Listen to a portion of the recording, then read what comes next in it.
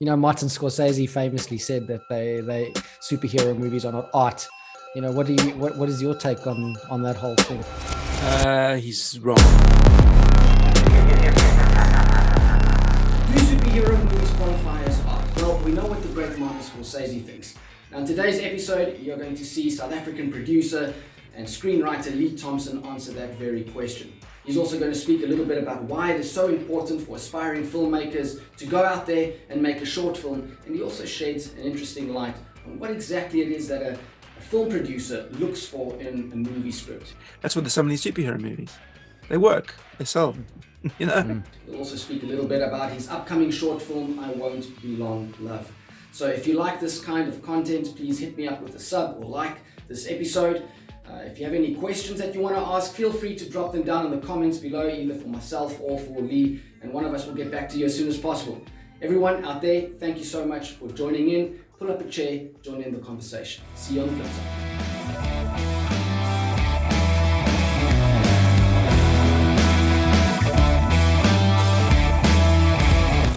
Talk a little bit about I Won't Be Long, Love, your horror short film that you wrote and produced. Tell us a little bit about what is this film about, what can we expect from it, and where can we watch it? So I think maybe around Halloween time is when it will be available digitally to watch. I've got a pretty warped mind. What was it? Yeah, it's basically about an elderly chap, about 70, who's cognitively impaired, shall we say. You might call it dementia, whatever, but something's going on, right? But he loves his wife, and unfortunately, she's died, and he's struggling to come to terms with that. He doesn't want to accept the fact that she's died, so she's still there with him in the lounge, dead, and he carries on talking to her like she's alive. So the whole thing is based around his kind of zoning in and out, and in those lost moments he does some pretty horrible things, that I'm not going to go into now, but that's the whole thing about it. It might involve a chainsaw, just saying, but yeah, there's some pretty gory stuff, and it was really, really fun to film. It was my first proper film set, and I got to see how it all functions, and it was just so incredible. And I'm also a photographer, like I said, so I was the unit stills photographer for the whole production as well. So I had a few caps. I was co-producer, writer, photographer. So I got to see it from all angles. And what really struck me was how much hard work goes into it. It's insanely hard.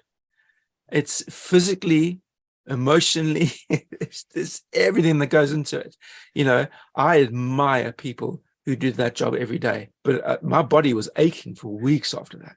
If you're going to be a filmmaker, make a short film, see how it all works, because you'll probably learn more in a short film than you will on something bigger, because you have to make it work with the most minimal amount of cash. That's difficult. That's insane. It sounds crazy. It really does. I recently spoke to a friend of mine and also a short filmmaker, NCF van Heerden, and if you haven't seen his short film OI and Hunter's Cabin, you really should. And I asked him a question that I'd like to pose to you as well. Why does a filmmaker go out and put themselves through everything that you've just described to make a short film, taking nothing away from how great a short film can be, but it's like you said, there isn't a return on it. It's not necessarily going to play in the big theaters, and people aren't going to buy tickets for it. Why do you go out and make a short film? I'd say a short film is a rite of passage. I think it is hard, but it's a lot easier to make than a feature. Whereas a short film is, a lot of times, it's a labor of love. I'm not saying a feature film isn't, but short films, you kind of got more freedom to make what you want to make. You should always have that opportunity before if you want to go into doing features and go along that path. You need to have that outlet to start off with. But that's my take on it. Certainly, making the one that we did was, like I say, a privilege, an amazing thing, and we got to tell a story that will not necessarily be loved by everyone, but that's not really the point. Not the point at all. You're making something that you feel passionate about, full stop. You know, if you've pleased one person, that's a shame. You want to please more. But if you please one person, you've done your job. And if that person's you, you've done your job. Yeah, I think it's kind of like a rite of passage. Every filmmaker should start with short films. There's this idea that people must be paid for what they do, which is great, 100%, right?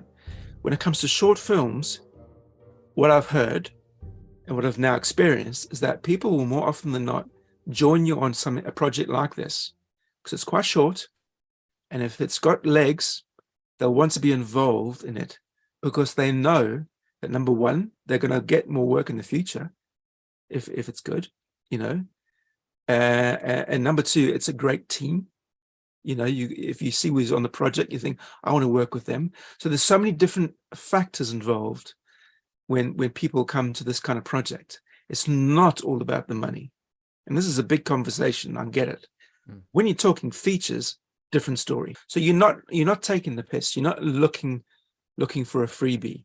You're joining with other like-minded people to create something that you really enjoy and you're passionate about, with a view to future projects, future work that will be paid. What's the hardest part of this process for you? Maybe the waiting now. I just want to get stuck in. Is there a difference between all of these producers? Do there need to be that many producers? And what is a producer? What exactly does Lee Thompson do when he's got his producer's hat on? Basically, your producer's the head honcho. They're the MD, right? They are in charge of the entire budget coming in on time, on budget, creatively. They have control over the script. So producers got overall control. The executive producer is more the business side of it. So they will take control of basically the funding, how it gets distributed and that kind of thing. And sometimes you'll have like this angel investor who'll come in and just throw the cash around. And he'll say, here's loads of cash, give me an executive producer credit. So sometimes it's like that. So there will be a number of reasons why someone has an executive producer, but overall producer is pretty cut and dry what they do. I'm a young aspiring filmmaker and I bring you a script, just sort of ink on paper. What are the elements that you look for as a producer that's going to lead you to investing your time, your money, and all of your effort into getting this made? A compelling story is where you start. Has to be a good story. Without a good story, what's the point? All right. That's the first. Then, unfortunately, if you're talking about a feature and you're going to a production company, you're going to have to think about marketability. You're going to have to think about your audience. Will this sell? Because if you go into a production company with something that's going to sell to 1,000 people, what are the chances that they're going to take that on and get it made for you? And also, I suppose you got to think about budget as well. I mean, at the moment, I'm having my film, it's just finished now.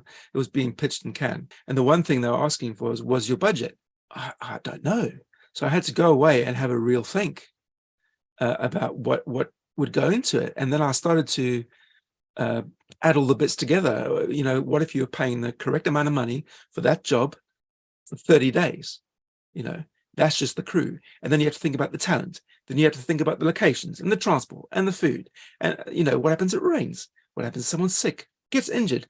There's so many different factors that add up to a certain budget, right? So if you're going to a producer, one thing is going to say, how much money are you looking for this? You know, so you need to know straight away how much you think your movie's going to take to make. You know, that's a consideration. But yeah, marketability is a big one. It's also a case of what they're looking for at that particular moment in time. You know, it would be a really good idea to but look into what the company's already sold, what kind of movies that they do. You know, it would be ridiculous to go to a production company with something that they've never done before. They like familiarity. They like something that's similar to what they've got. That's why when you do a pitch deck, you know, you always include something that it's comparable to. Really brand new, you know, groundbreaking stuff probably won't get made at the feature film level. It's got to be kind of similar to something that's gone before, that's made a lot of money. That's just the way it is these days. That's what there's so many superhero movies. They work, they sell. You know, I mean, you mentioned the superhero movies. It's not a question that I planned, but I thought I'd pop it in there now. yeah. You know, Martin Scorsese famously said that they superhero movies are not art. You know, what is your take on that whole thing? He's wrong. Everything is art. No, the horrible B, C, D movie to the best film ever made to the most ridiculous superhero movie. It's all art because you've got people putting a lot of their talent into creating that. And out of talent comes art. Out of no talent comes art. For me, as a creator, a creative soul, everything is art in some form. That's my take. You know, so it's a little bit, for me, a bit confrontational to say something like that. You know, it's not art.